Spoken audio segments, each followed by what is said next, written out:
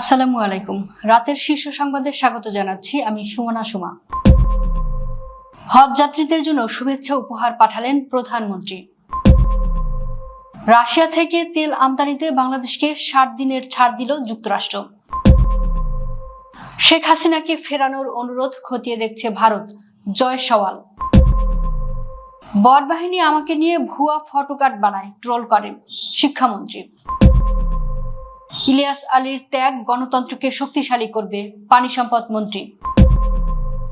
হজ যাত্রীদের খেদমত করতে না পারলে আমাদের উচিত দায়িত্ব ছেড়ে দেওয়া, হজ ক্যাম্পে ধর্মমন্ত্রী। পাম্পে অগ্রাধিকার ভিত্তিতে তেল সরবরাহের দাবি পুলিশ অ্যাসোসিয়েশনের। রাশেদ প্রধানের কটূক্তি নিয়ে জামাতে আমিরের কড়া সমালোচনায় ছাত্রদলের আবিদ। রাশেদ প্রধানের পিএস জনি গ্রেপ্তার। ঢাকা সহ 3 বিভাগে বজ্রবৃষ্টির শঙ্কা, শিলাবৃষ্টির আভাস।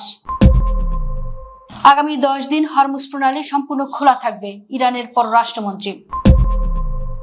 আলোচনায় অংশ নিতে পাকিস্তানে আসছেন ট্রাম্প। শুনছিলেন শিরোনাম, এবার বিস্তারিত। হজ যাত্রীদের জন্য শুভেচ্ছা উপহার পাঠিয়েছেন প্রধানমন্ত্রী তারেক রহমান। এসব উপহার সামগ্রী ইতোমধ্যে ঢাকা হজ অফিসে পৌঁছেছে। হজ অফিসের পরিচালক মোহাম্মদ লোকমান হোসেন জানান, প্রধানমন্ত্রীর পক্ষ থেকে আল্লাহর মেহমানদের জন্য হজযাত্রী কয়েক ধরনের উপহার সামগ্রী পাঠানো হয়েছে। এর মধ্যে 1 লাখ বোতল মিনারেল ওয়াটার রয়েছে, যা ক্যাম্পে আসা হজ যাত্রীদেরকে সরবরাহ করা হচ্ছে। এছাড়া উদ্বোধনী ফ্লাইটের হজ যাত্রীদের জন্য প্রধানমন্ত্রীর পক্ষ থেকে ব্যাকপ্যাক, ইহরাম সাবান, পানির পট, পেট্রোলিয়াম জেলি, মিসওয়াক ও আজওয়া খেজুর পাঠানো হয়েছে। এসব উপহার সামগ্রী প্যাকেটজাত করে উদ্বোধনী ফ্লাইটের হজযাত্রীদের দেওয়া হবে। রাশিয়া থেকে জ্বালানি তেল আমদানি করতে বাংলাদেশকে 60 দিনের জন্য নিষেধাজ্ঞা থেকে ছাড় দিয়েছে মার্কিন যুক্তরাষ্ট্র। গত শনিবার আনুষ্ঠানিকভাবে পররাষ্ট্র মন্ত্রণালয়কে এর সিদ্ধান্তের কথা জানিয়েছে। পররাষ্ট্র মন্ত্রণালয় সূত্র জানায়, যুক্তরাষ্ট্রের এ বিশেষ ছাড় আগামী 9 জুন পর্যন্ত বহাল থাকবে।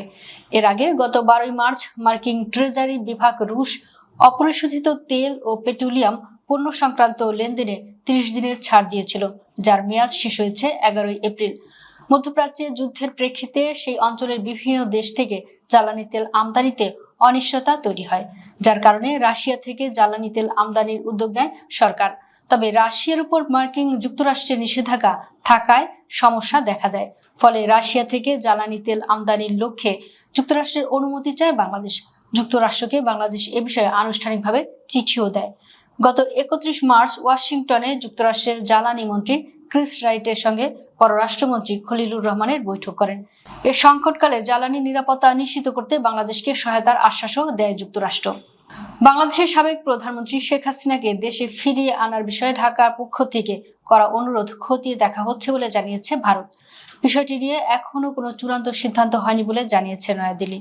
বৃহস্পতিবার ভারতের পররাষ্ট্র মন্ত্রণালয়ের নিয়মিত সংবাদ সম্মেলনে মুখপাত্র রণধীর জয়সওয়াল এ তথ্য জানান। তিনি বলেন, বাংলাদেশের চলমান বিচারিক ও অভ্যন্তরীণ আইনি প্রক্রিয়ার অংশ হিসেবে আসা অনুরোধটি গুরুত্ব সহকারে পর্যালোচনা করা হচ্ছে। তিনি আরো বলেন, আমরা বাংলাদেশের সব ধরনের ঘটনার উপর নিবিড় নজর রাখছি। বিষয়টি নিয়ে সংশ্লিষ্ট সব পক্ষের সঙ্গে গঠনমূলক আলোচনা চলছে। সংবাদ সম্মেলনের রণধীর জয়সওয়াল জানান, ভারত বাংলাদেশের বর্তমান সরকারের সঙ্গে সম্পর্ক আরো শক্তিশালী করতে আগ্রহী। একই সঙ্গে দ্বিপাক্ষিক অংশীদারিত্বকে আরো গভীর করার জন্য দুই দেশ নিয়মিত যোগাযোগ বজায় রাখছে। ভারতের পক্ষ থেকে বলা হয়, আঞ্চলিক ও বৈশ্বিক স্বার্থ সংশ্লিষ্ট বিভিন্ন বিষয় নিয়ে দুই দেশের মধ্যে আলোচনা অব্যাহত রয়েছে এবং ভবিষ্যতে একটি আনুষ্ঠানিক বৈঠকের সম্ভাবনাও রয়েছে। ফেসবুকে পরিকল্পিতভাবে গুজব ছড়ানো হচ্ছে জানিয়েছে শিক্ষা এবং প্রাথমিক ও গণশিক্ষা মন্ত্রী ডক্টর আনোয়ার এহসানুল হক মিলন। বলেছেন, বট বাহিনী পরিকল্পিতভাবে আমাকে নিয়ে অপপ্রচার চালাচ্ছে। তিনি বলেন, এই বট বাহিনী আমাকে নিয়ে ভুয়া ফটোকার্ড বানায় এবং ট্রল করে। এমনকি আমি নাকি পরীক্ষার দিন পরীক্ষার রুটিন দিব, এমন হাস্যকর অপপ্রচারও তারা চালাচ্ছে। শুক্রবার দিনাজপুরের হাজী মোহাম্মদ দীনেশ বিজ্ঞান ও প্রযুক্তি বিশ্ববিদ্যালয়ের নবীনবরণ অনুষ্ঠানে প্রধান অতিথির বক্তব্যে তিনি এসব কথা বলেন। আসন্ন মাধ্যমিক স্কুল সার্টিফিকেট পরীক্ষার রুটিন ঘিরে সামাজিক যোগাযোগ মাধ্যমে একটি তথ্য ছড়িয়ে পড়ে।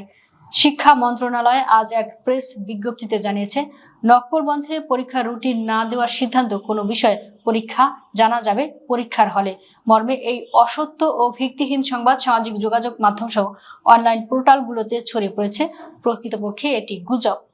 পানি সম্পদ মন্ত্রী শহীদউদ্দিন চৌধুরী এনি বলেছেন, গুম হওয়া বিএনপি নেতা এম ইলিয়াস আলীর ত্যাগ দেশের গণতন্ত্রকে আরো শক্তিশালী করবে। পাশাপাশি আন্দোলন সংগ্রামে যারা জীবন দিয়েছেন, নির্যাতনের শিকার হয়েছেন, তাদের অবদান জাতি চিরদিন স্মরণ রাখবে।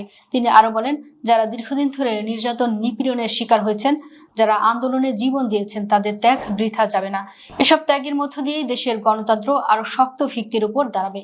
শুক্রবার হযরত শাহজালাল রহমতুল্লাহ আলাইহির মাজারে জুমার নামাজ শেষে গুম হওয়া বিএনপি নেতা এম ইলিয়াস আলীর জন্য আয়োজিত দোয়া মাহফিল শেষে সাংবাদিকদের প্রশ্নের জবাবে তিনি এসব কথা বলেন।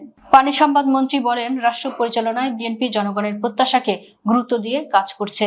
প্রধানমন্ত্রী তারেক রহমানের নেতৃত্বে দেশকে একটি নতুন ধারায় এগিয়ে নেওয়ার পরিকল্পনা রয়েছে। হজ যাত্রীদের খিদমত করতে না পারলে আমাদের উচিত দায়িত্ব ছেড়ে দেওয়া বলে মন্তব্য করেছেন ধর্মমন্ত্রী কাজী শাহ মুফাজ্জল হোসেন কাকিবাদ। হজযাত্রা সামনে রেখে রাজধানীর আশকোনা হজ ক্যাম্পে আকস্মিক পরিদর্শনে গিয়ে তিনি এ মন্তব্য করেন। শুক্রবার সকালে রাজধানীর আশকোনায় হজ ক্যাম্প পরিদর্শনে গিয়ে ধর্মমন্ত্রী বলেন, হজ যাত্রীরা আল্লাহর মেহমান, আমরা হজ যাত্রীদের খাদেম, তাদের খেদমত করতে না পারলে আমাদের উচিত দায়িত্ব ছেড়ে দেওয়া।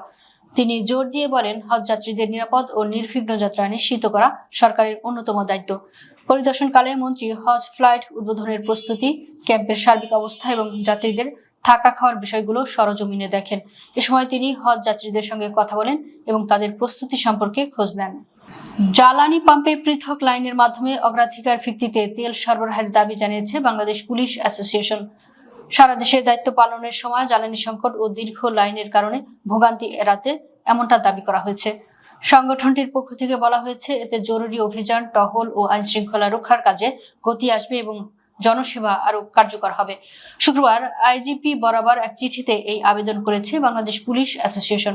চিঠিতে বলা হয়, দেশের আইন শৃঙ্খলা রক্ষা, জননিরাপত্তা নিশ্চিতকরণ, অপরাধ দমন, মামলা তদন্ত, আসামি গ্রেপ্তার, জরুরি অভিযান পরিচালনা, ভিআইপি নিরাপত্তা, ট্রাফিক ব্যবস্থাপনা, দুর্যোগকালীন সহায়তা এবং 24 ঘন্টা নিরবচ্ছিন্ন জনসেবা প্রদানের মাধ্যমে রাষ্ট্রের অন্যতম গুরুত্বপূর্ণ জরুরি সেবা দানকারী প্রতিষ্ঠান হিসেবে দায়িত্ব পালন করে আসছে।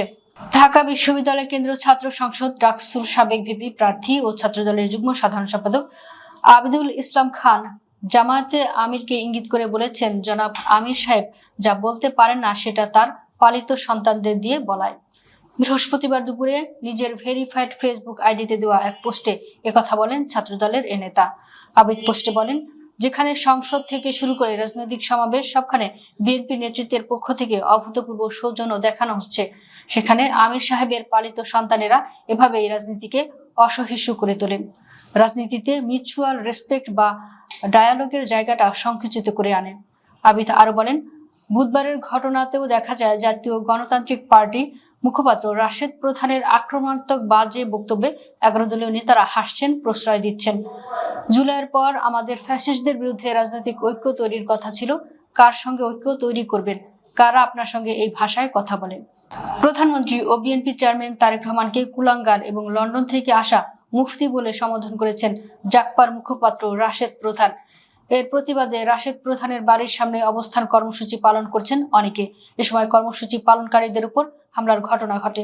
হামলার সঙ্গে জড়িত থাকায় শুক্রবার রাশেদ প্রধানের পিএস জনি নন্দীকে গ্রেপ্তার করেছে মোহাম্মদপুর থানা পুলিশ। প্রত্যক্ষদর্শীরা জানান, শুক্রবার রাশেদ প্রধানের বাড়ি লক্ষ্য করে একদল লোক ইটপাটকেল ও জুতা নিক্ষেপ করেন। এ সময় কর্মসূচি পালনকারীদের উপর হামলার ঘটনা ঘটে। এ ঘটনায় জনিকে আটক করে পুলিশ। ঢাকা সহ দেশের বিভিন্ন বিভাগে দমকা হাওয়ার সঙ্গে বৃষ্টি বা বজ্রসহ বৃষ্টির সংখ্যার কথা জানিয়েছে আবহাওয়া অধিদপ্তর। সেই সঙ্গে কিছু এলাকায় বিক্ষিপ্তভাবে শিলাবৃষ্টিও হতে পারে। শুক্রবার আবহাওয়াবিদ AKM নাজমুল হকের স্বাক্ষর করা 120 ঘন্টার পূর্বাভাসে এ তথ্য জানানো হয়। পূর্বাভাস অনুযায়ী লঘুচাপের বর্ধিতাংশ পশ্চিম বঙ্গোপসাগর ও আশেপাশের এলাকায় অবস্থান করছে।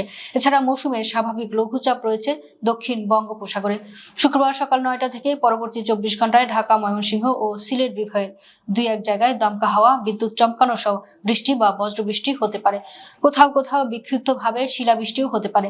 দেশের অন্যান্য এলাকায় অস্থায়ীভাবে আংশিক মেঘলা আকাশও আবহাওয়া প্রধানত শুষ্ক থাকতে পারে। এ সময় দিন ও রাতের তাপমাত্রা সামান্য বাড়তে পারে। শনিবার সকাল 9টা থেকে পরবর্তী 24 ঘন্টায় রংপুর, ঢাকা, ময়মনসিংহ ও সিলেট বিভাগের কিছু জায়গায় এবং রাজশাহী ও চট্টগ্রাম বিভাগের 2-1 এলাকায় অস্থায়ীভাবে দমকা হাওয়া ও বিদ্যুৎ চমকানো সহ বৃষ্টি বা বজ্রবৃষ্টি হতে পারে। এ সময় তাপমাত্রা প্রায় অপরিবর্তিত থাকতে পারে। যুদ্ধবিরতির সময়কালে 10 দিন হরমুজ প্রণালী বাণিজ্যিক জাহাজ চলাচলের জন্য সম্পূর্ণ উন্মুক্ত থাকবে বলে এক ঘোষণায় জানিয়েছেন ইরানের পররাষ্ট্রমন্ত্রী আব্বাস আরাঘচি। শুক্রবার আব্বাস আরাঘচি নিজের এক্স অ্যাকাউন্টে একটি পোস্টে এ ঘোষণা দেন। তিনি বলেন, লেবাননের যুদ্ধবিরতির মধ্যে হরমুজ প্রণালী সম্পূর্ণ উন্মুক্ত। লেবাননে 10 দিনের যুদ্ধবিরতির সময় এই প্রণালী দিয়ে সব বাণিজ্যিক জাহাজ অতিক্রম করতে পারবে। আন্তর্জাতিক বাণিজ্যের জন্য অত্যন্ত গুরুত্বপূর্ণ এই জলপথ দিয়ে পণ্যবাহী জাহাজগুলো এখন কোনো বাধা ছাড়াই যাতায়াত করতে পারবে। আরাঘচি জানান, লেবাননের যুদ্ধবিরতি অনুযায়ী ইরানের বন্দর ও সামুদ্রিক সংস্থা নির্ধারিত সমন্বিত রুট ধরে হরমুজ প্রণালী দিয়ে সব ধরনের বাণিজ্যিক জাহাজের চলাচল করতে পারবে। যুদ্ধবিরতি পুরো সময়ের জন্য প্রণালী পুরোপুরি উন্মুক্ত রাখা হবে। লেবাননে যুদ্ধবিরতি কার্যকর করা ইরানের অন্যতম দাবি ছিল। যুক্তরাষ্ট্রের প্রেসিডেন্ট ডোনাল্ড ট্রাম্প বৃহস্পতিবার লেবাননে 10 দিনের যুদ্ধবিরতি ঘোষণা করেন। বাংলাদেশ সময় শুক্রবার ভোর 3টা থেকে এই যুদ্ধবিরতি কার্যকর হয়েছে। ডোনাল্ড ট্রাম্প রহস্যময় বার্তা দিয়েছেন, ইরানের সঙ্গে যুদ্ধ অবসানের চুক্তি যদি ইসলামাবাদে স্বাক্ষরিত হয় তাহলে তিনি নিজেও পাকিস্তান সফর করতে পারেন। ইরান ইতোমধ্যেই প্রায় সব শর্তে সম্মত হয়েছে বলেও দাবি করেছেন মার্কিন প্রেসিডেন্ট। বৃহস্পতিবার ভারতীয় সংবাদ মাধ্যম এনডিটিভির এক প্রতিবেদনে এ তথ্য জানায়। ট্রাম্প বলেন, আগামী সপ্তাহে শেষ হতে যাওয়া যুক্তরাষ্ট্র ইরান যুদ্ধবিরতির মেয়াদ বাড়ানো যেতে পারে, তবে হয়তো তার প্রয়োজনই হবে না। তিনি বলেন, যদি ইসলামাবাদে কোনো চুক্তি স্বাক্ষরিত হয় আমি যেতে পারি, তারা আমাকে চায়। ট্রাম্প দাবি করেন, ইরান গত বছর যুক্তরাষ্ট্র ইসরায়েলি বিমান হামলার পর লুকিয়ে থাকা সমৃদ্ধ ইউরেনিয়াম ত্যাগ করতে রাজি হয়েছে, যদিও এর দাবির পক্ষে তিনি কোনো প্রমাণ উপস্থাপন করেননি। তেহরানের পারমাণবিক কর্মসূচি পুরোপুরি বন্ধের দাবি করে আসছে যুক্তরাষ্ট্র। দর্শক, ভিডিওটি শেষ পর্যন্ত দেখার জন্য আপনাকে অসংখ্য ধন্যবাদ। নিত্য নতুন ভিডিও পেতে আমাদের ইউটিউব চ্যানেলটি সাবস্ক্রাইব করুন এবং নিয়মিত নোটিফিকেশন পেতে বেল বাটনটি ক্লিক করুন। আমাদের ফেসবুক পেজটি ফলো করুন। এছাড়াও আমাদের ভিডিও লাইক, কমেন্ট ও শেয়ার করুন। আল্লাহ হাফেজ।